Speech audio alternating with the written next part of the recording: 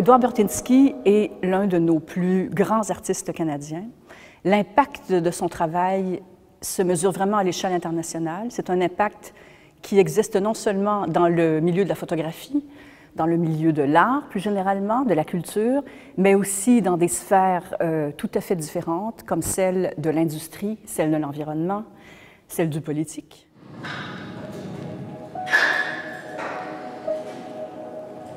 Ce sont des images qui, depuis 4 décennies, sont issues de sites excentrés par rapport aux grandes villes que sont justement des villes de consommation, de production de biens, de dynamisme vorace.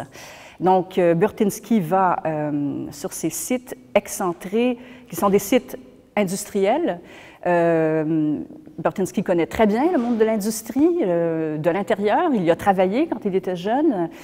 Donc, il a un regard là-dessus qui n'est pas du tout le regard de quelqu'un de l'extérieur avec un jugement simpliste par rapport à cette pratique essentielle, malheureusement, de notre vie moderne depuis très longtemps maintenant.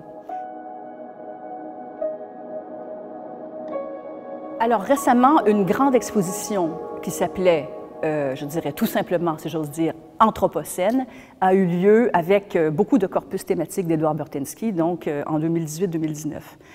Nous avons voulu ici, non pas reprendre Anthropocène, dont l'ambition était très importante, majeure, et qui parlait justement de l'état de notre monde et l'état de l'empreinte de l'homme sur la planète, à ce stade-ci, une sorte de photographie de notre planète aujourd'hui.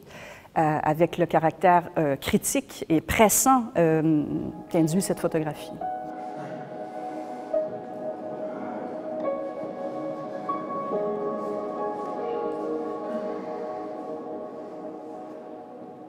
L'exposition du Centre culturel canadien se concentre sur le thème de l'extraction.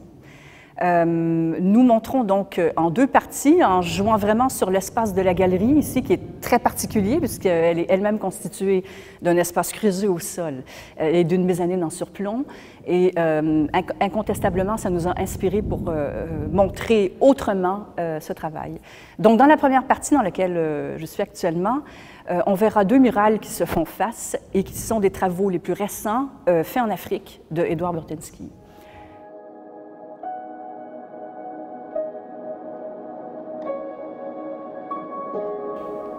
Son travail parle à beaucoup de personnes, sans doute parce que le point de vue qu'il met en scène, qu'il exprime, est un point de vue, je dirais, presque paradoxal à certains moments, ou en tout cas qui permet d'avoir une vision à la fois de conscience de ce qui se passe dans le monde et aussi d'admiration de ce qu'on voit.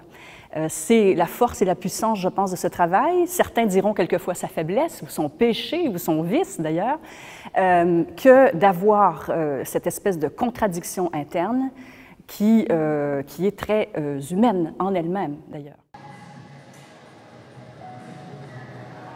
Nous avons également 3 œuvres en réalité augmentée qui nous apparaissent sous forme de cibles au départ et qui vont nous montrer donc des apparitions de reliques industrielles, quelque part.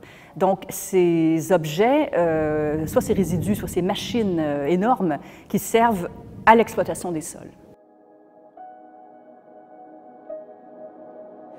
Par rapport aux grandes murales qu'on a vues dans la galerie, la sélection de la mezzanine nous montre l'ampleur du parcours de Burtynsky, sa photographie des grands sites, des grands chantiers successivement donc captés par lui au fil de ses recherches à travers le temps. Mais aussi, je pense, ressort de ça un caractère plus sombre que ce qu'on est plus habitué à voir en général quand on a affaire au corpus complet et thématique des œuvres de Burtynsky.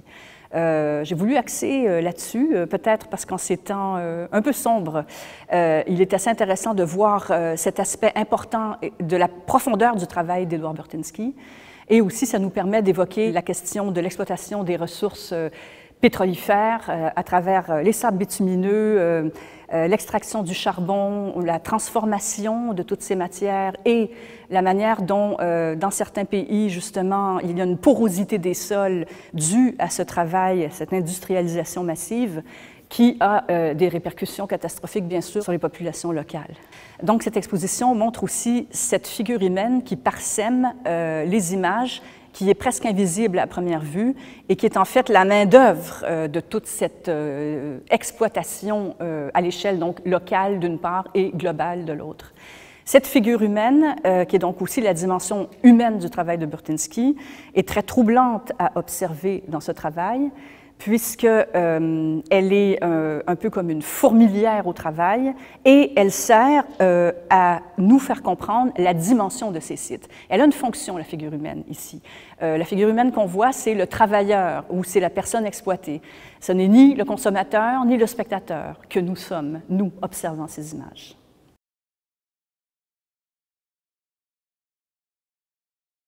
Une autre dimension très importante de ce travail, justement, c'est le point de vue du photographe. Comment faire des images aujourd'hui de ces sujets-là, de ces questions-là?